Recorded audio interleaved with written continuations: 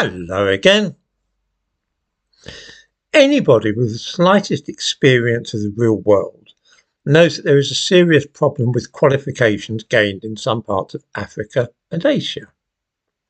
Since so many of the doctors now working in Britain's National Health Service fall into this category, this is of more than academic interest to the average British person. Viewers might like to ask themselves how often they have encountered doctors from South Asia or West Africa in hospitals in this country. If I were to apply for a job as a doctor at my local hospital, that's Whipps Cross up by Leighton Flats in East London, they would obviously want to know where I qualified.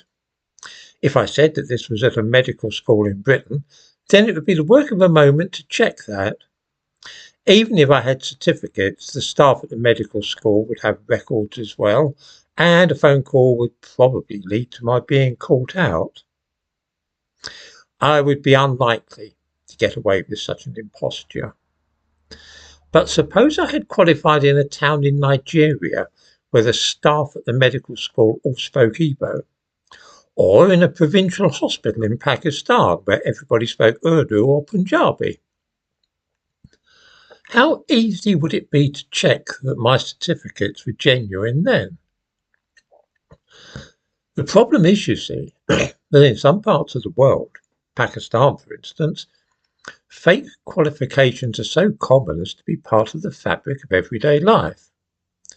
This is, of course, why Pakistan's national airline has been forbidden from using European airspace for the last 4 years. In 2020, there was a plane crash in Pakistan caused by an airline pilot who didn't have a license to fly aeroplanes. He had got this job by getting somebody else to sit the various exams and then simply use these fraudulently obtained certificates. He was flying an airliner carrying over 100 people, but was not qualified as a pilot. In the aftermath of the crash, the government found that a third of the pilots employed by Pakistan's international airline, that's Pakistan International Air, the state-owned airline, held licenses which looked as though they had been obtained in the same way. They were not qualified pilots. Of their 434 pilots, 150 were grounded due to such suspicions. The United States and Britain, together with the European Union, banned Pakistan International Air from their airspace, which has been the case for 4 years now. It's an open secret that many of the pilots for the airline are still not qualified to fly aeroplanes.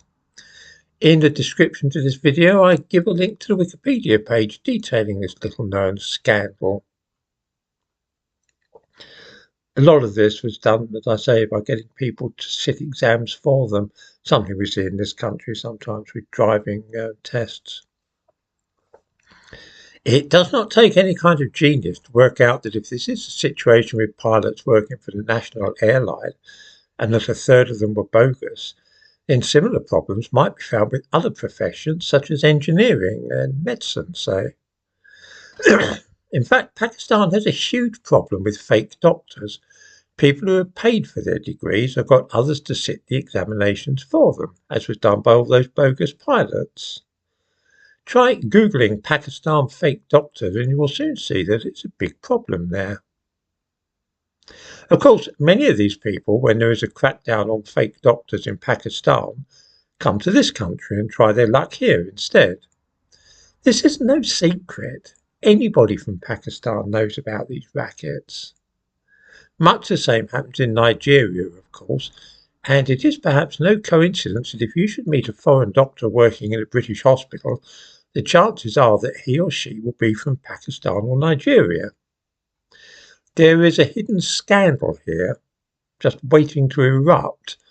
But although the Pakistani government does crack down on this kind of thing every so often, there's no sign that our own government has the appetite for similar action.